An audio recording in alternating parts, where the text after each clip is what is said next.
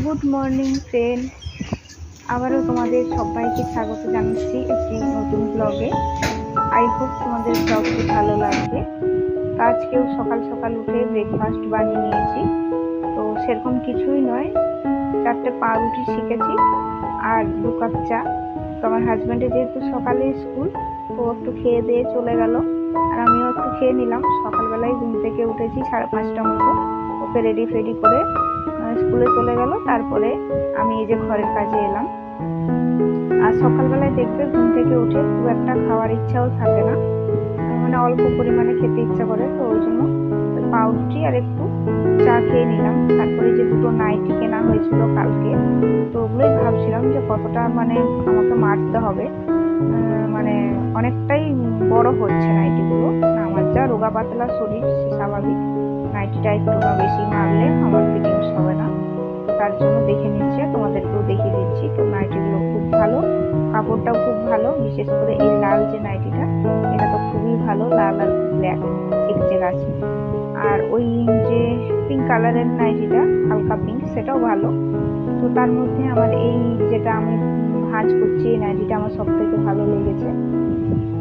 তো ভাবলাম নিজের হাতে ফিটিংস করবো না, নিজের হাতে ফিটিংস করলে কিরকম হবে, তার থেকে দোকানে দিয়ে দেবো, খুব ভালো করে ওরা ফিটিংস করে দেবে। তো ওগুলো রেখে দিলাম। তারপরে যে বিছানাটা একটু ঝেড়ে নেব। বিছানার চারিদিকে এই যে খড় পড়ে আছে, তারপরে হেডফোন, সারা রাত যে ফোন ঘাঁটা হয়, দেখে তো বুঝতেই পারছো মেসে থাকলেও মানুষ মনে হয় অনেক ভালো থাকে। তো আমাকে একাই সবকিছু করতে হয়, মানে সবটা একা হাতে করতে সত্যি খুবই কষ্ট, তাও করি, করতে তো হবেই, কি বলো। আর আমার সময়টা এখন খুবই খারাপ যাচ্ছে। তোমাদেরকে কি বলবো বলো তো, ভালো লাগছে না কিছু করতে, তাও করছি। আমার শরীরটাও খুব একটা ভালো না, যখন তখন মাথা ঘুরছে, একটু লো প্রেশার মনে হচ্ছে। তারপরে এই যে রান্নায় চলে এলাম। আর আজকে রান্নায় থাকবে চিংড়ি মাছ, চিংড়ি আর পটল আলু পোস্ত, ব্যাস এই তরকারি। তো 100 মতো চিংড়ি মাছ নিয়েছি। এখানে চিংড়ি মাছের যা দাম, 100 মাছের দাম নিচ্ছে 30 টাকা, মানে 6টা মাছ হয়েছে, আমি গুনে দেখলাম। আর সাইজটা একটু বড়। তো ওই চিংড়ি মাছটা ওই জন্য খুব সুন্দর করে ভেজে নিচ্ছি। আর আলু পটলের সাথে চিংড়ি দিয়ে পোস্ত দিয়ে খুব সুন্দর করে একটা তরকারি করে নেবো। আর খুব বেশি ভাজবো না, হালকা একটু ভেজেই তুলে নেবো। বেশি ভাজলে আবার চিংড়ি মাছের স্বাদটা খুব একটা থাকে না। তো আজকে দেখলাম চিংড়ি মাছ এসেছিল, আর সেই কাঁকড়াগুলো এসেছিল, সামুদ্রিক কাঁকড়া যেটা। তো ভাবলাম ওইগুলো কোনোদিন আমি করিনি, যার জন্য নিইনি।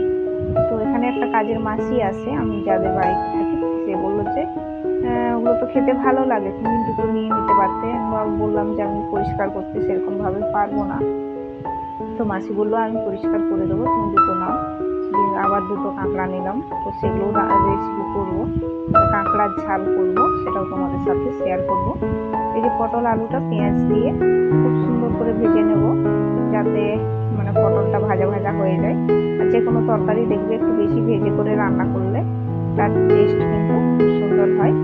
তো ওগুলো ভাজার পর তারপরে এই যে তরকারিটা করে নিয়েছিলাম, মানে হালকা পোস্ত দিয়ে, সেটা দেখাতে পারিনি। তারপরে যে কাঁকড়াগুলো ভেজে নিচ্ছি। আর কাঁকড়াটা কিন্তু মাছই পরিষ্কার করেছে। তো কাঁকড়ার ঝাল করবো বলেই আমি করেছি। আর 2টো কাঁকড়া দুজনের জন্য নিয়েছি, একটা প্রায় 10 টাকা পিস নিয়েছে। তো কাঁকড়াটা একটু হালকা ভেজে নিলাম।